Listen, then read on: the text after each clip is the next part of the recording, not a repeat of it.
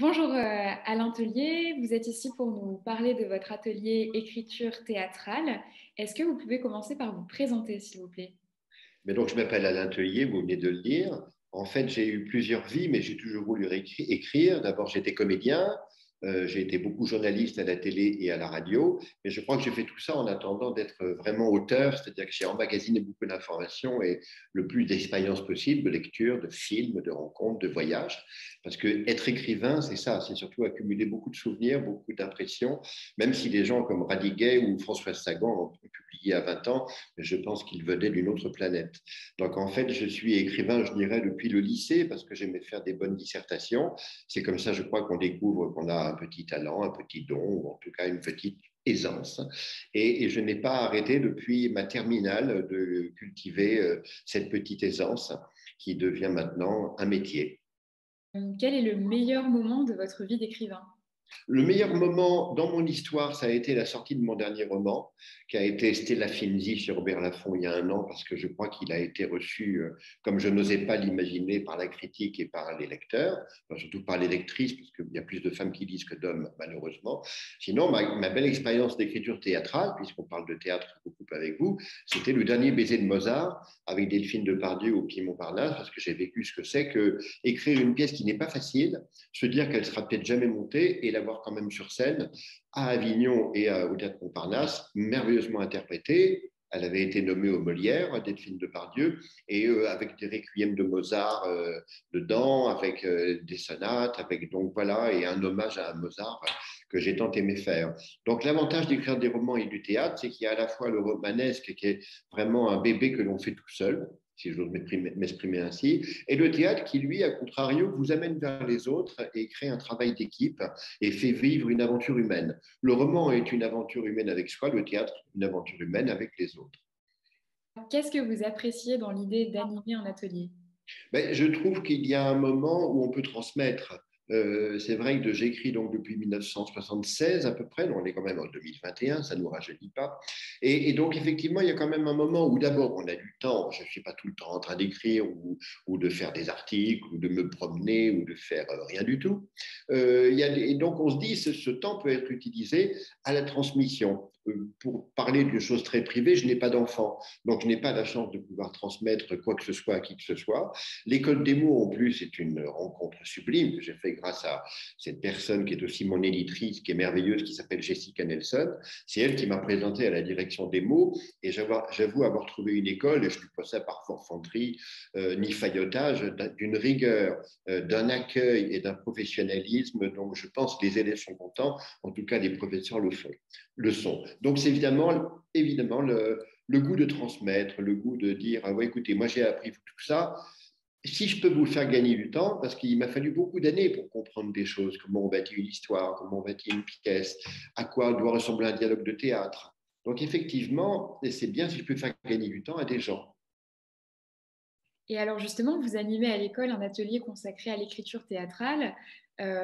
Pourquoi avoir choisi ce thème en particulier? Mais déjà, il y avait beaucoup d'écrivains qui parlaient de romans à l'école. Donc, je trouvais ça peut-être un peu plus original de parler de théâtre. J'adorerais faire des ateliers de romans. Je l'avais fait déjà à titre personnel, d'une manière privée avec des élèves avant d'avoir le bonheur de rencontrer cette école de la rue Dante. Mais le théâtre, parce qu'en fait, il y a une partie ludique également. Parce que lorsque nous faisons un atelier de théâtre, je peux leur demander d'écrire un dialogue, même tout d'un coup une demi-heure. Je dis, allez, on coupe Zoom et pendant une demi-heure, vous faites un atelier vous faites un dialogue sur tel thème. Alors là, une espèce de panique, mais ils se rendent compte qu'en fait, si on procrastine, on peut mettre une semaine, ce qu'on peut faire en 30 minutes. La procrastination n'est pas un défaut, mais ça peut être un sacré frein. Et donc le théâtre, c'est ludique parce qu'en plus, quand on écrit les scènes, on se les joue ensemble. Évidemment, par Zoom, c'est un peu moins marrant, mais c'est quand même très sympa. Et quand on est à l'école, comme on sera pas pour mon atelier là, à la rentrée à la fin août et au début septembre, jouer les scènes. Si je peux amener des amis comédiens, je le ferai. Comme ça, ils verront leurs scènes extrêmement bien interprétées. Effectivement, il y a cet aspect jeu qui, moi, me plaît beaucoup. J'ai jamais été prof de théâtre, mais donc c'est ma manière de me venger. Comment se présentera votre atelier? Ben, il se présente bien, j'espère, comme un enfant qui arrive par la tête. Je crois qu'il vaut mieux arriver par la tête, j'ai pas eu d'enfant.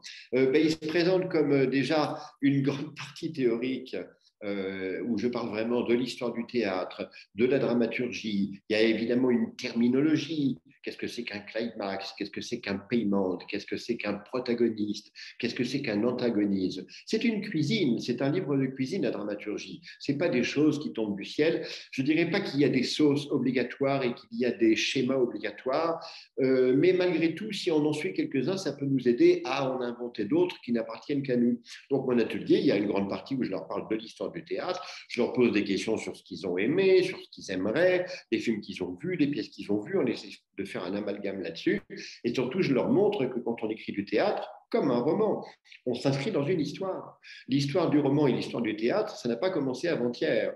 Donc, il faut savoir un peu où on est pour savoir ce qui n'est plus du tout d'actualité de faire et ce qui est peut-être de bon goût d'essayer d'inventer.